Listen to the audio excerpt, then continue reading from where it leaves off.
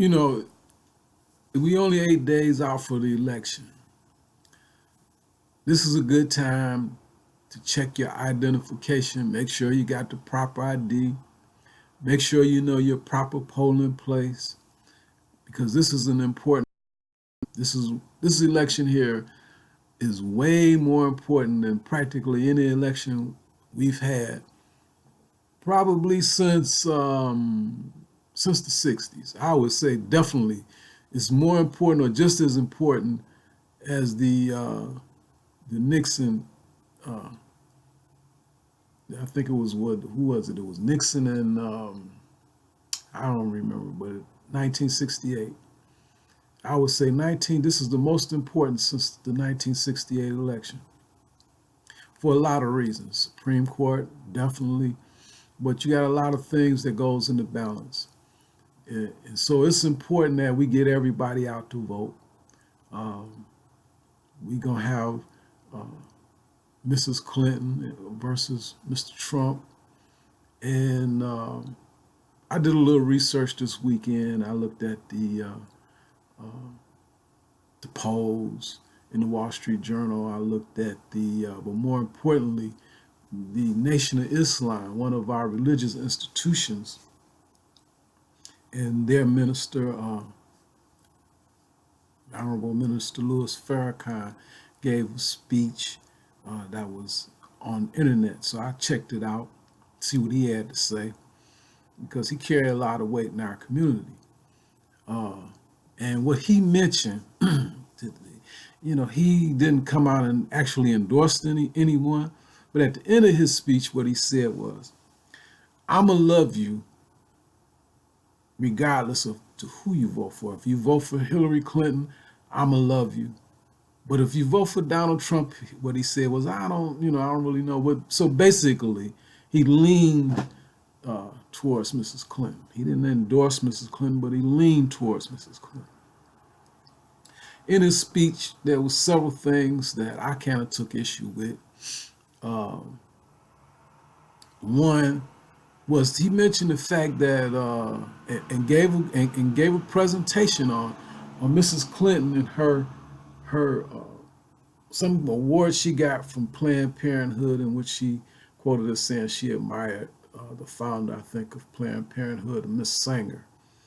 Um, and they went out to show that in his presentation how she thought black people should be eliminated. And that's not the first time that's come up.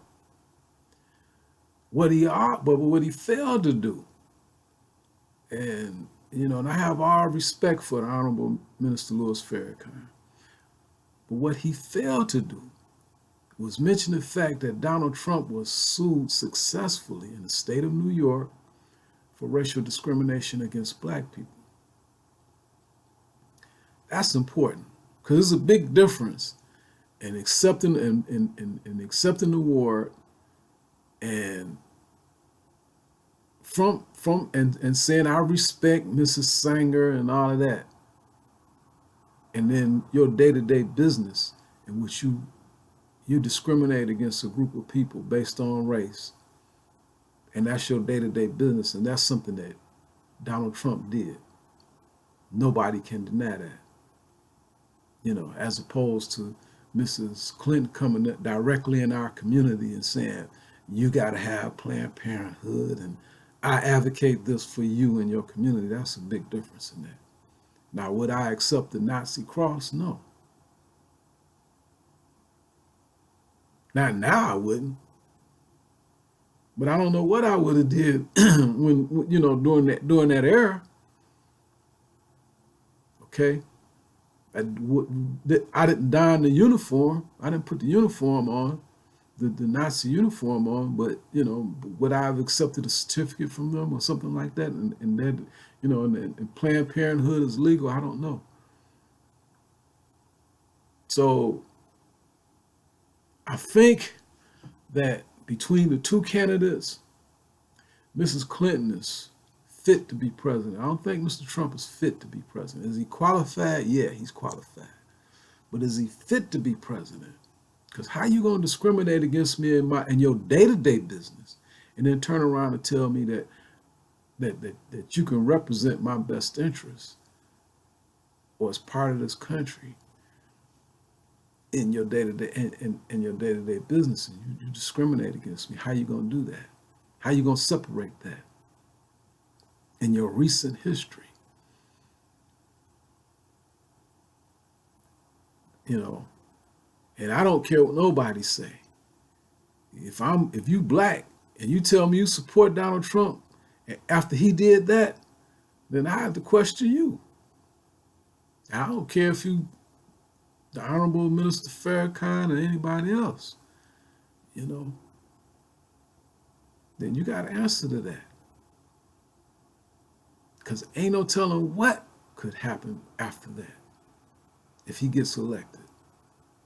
And he got to support, he got to appoint Supreme Court justices and all of these kind of things.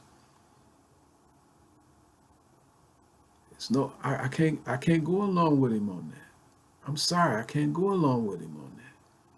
And I can't support something like that. This is why at this point it's so important that we watch who we support and who we and even question them. None of us are beyond questioning. Nobody. Well, if you lose Farrakhan or anybody else. What Ben Chavis asked him, I think Mr. Chavis at one time was executive director of the NAACP, was what happens after the election on the 8th.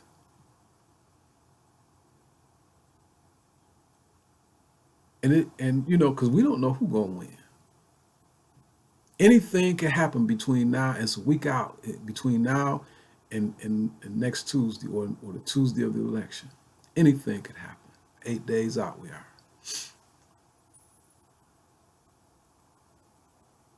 If Mrs. Clinton wins, then what? Gone are the days, should we sit back and say, what has the Democratic Party done for me? We got to show a little more initiative than that. Our leadership has to show a little more initiative than that.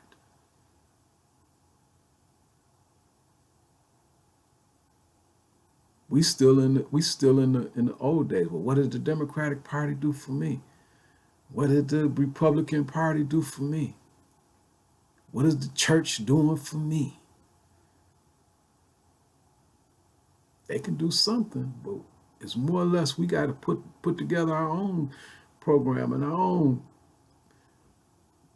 platforms, or plank to the platform, or whatever they call it, and institute it and stand by it. We can't wait on the Democratic Party no more, because they're too diverse. It's more than just us. It's more than just black and white now. You got in the Detroit metropolitan area, you got whites, poor whites, rich whites, Hispanics, Arabics, Indians, Middle Easterners. I was reading in the Wall Street Journal, and it's noted that where does the top talent come from? That migrates to the or immigrates to the United States. Where do they come from? I think India was number one. Well, if the perception that they're the top talent, they could be dumb as you know what, or as intelligent as you know what, but the perception is that they're top. My question is, what do I play? What part do I play in that picture? Where am I in that picture? We already know. We already know. The other part of that is that the Hispanics and the Arabics, at least in this community, they are not high-skilled workers either. They ain't high-skilled workers either. That means I got to compete with them for a job or opportunity.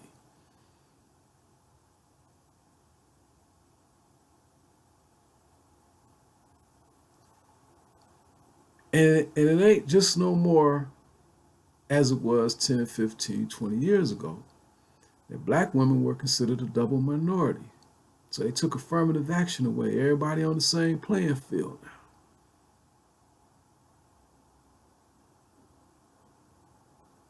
Where do we go from here? Where do we go from here? How do we go from here?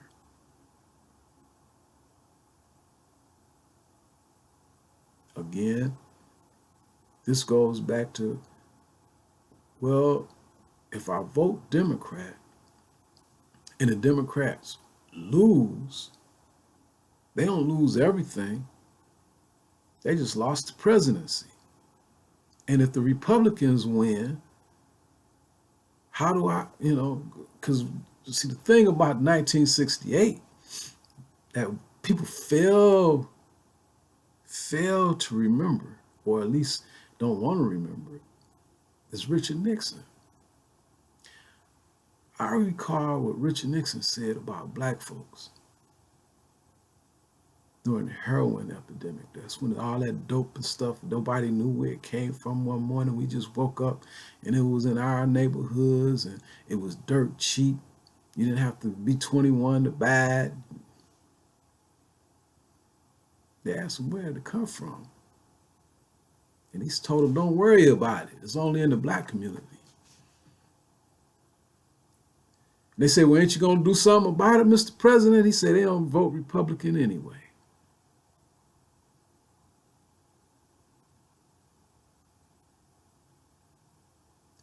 That's why Donald Trump is so dangerous. That's why the element they call community control is so dangerous. Community control, where do they come from? They appoint the people they want to be the leaders, or they pick who they want to be the leaders that they're going to listen to. That's community control, and you ain't got nothing to say about it. And I don't give a damn if they're on the school board or wherever they at, they go, wherever they want them at. They call him over here or her over here, and who you got? Who we gonna hire? You got to. If you don't know that person or you ain't in with them, you don't get hired, or you don't get the educational opportunity. You don't get the business loan if you want to be an entrepreneur. And the proof is in the pudding. Who own every store in every corner in our community?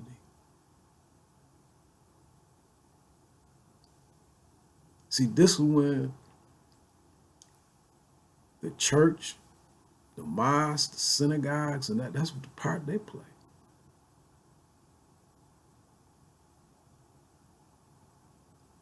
If the honorable minister, the pastor, and the deacon, and the trustee, and all those people who had us in their best interest, they would have said from Jump Street, from the very beginning, you can't have all of them. Now, you can have some, but you can't have them all. They didn't do that. They didn't do that. They didn't keep it, they didn't keep it a fair playing field. That's why it was so easy for them to disrupt affirmative action. Because the minute they made the women, they gave them an advantage, then that was the end of it right there. So when they pulled the plug on it all, because then the Arabics say, well, we're a minority too. They just got here 30 years ago. Hispanics, they just got over here. They said, we're a minority too.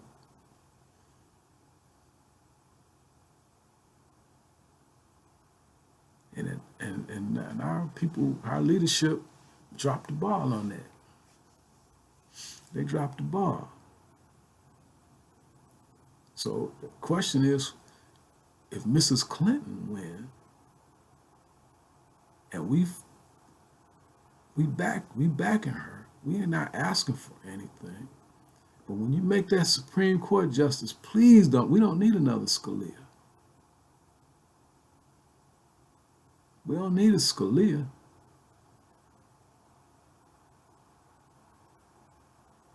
You know, and the problem with him was he said black people were academically inferior. Inferiority is inferiority. It don't matter. You can say academically, you can say sports, you can say anything you want. Once you bring up inferiority, that's you open the door. Trump said he likes Scalia. That's why any black person who support Donald Trump, I have to question that. See, I remember when they was fighting for the voting rights. I remember black folks who say, we don't need the right to vote.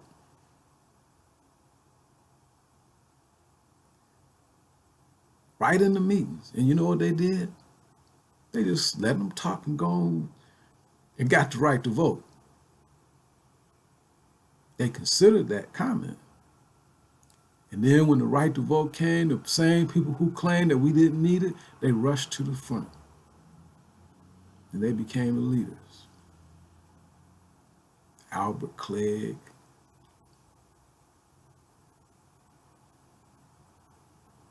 Coleman Young,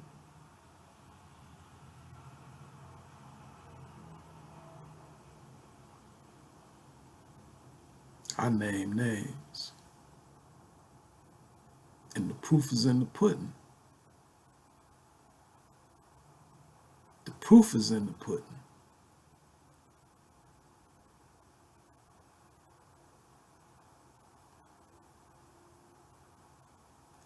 So, check your ID, check your polling place, and check your friends and your neighbors and everybody. We're not going to get this opportunity again because there's too much at stake. The stakes are too high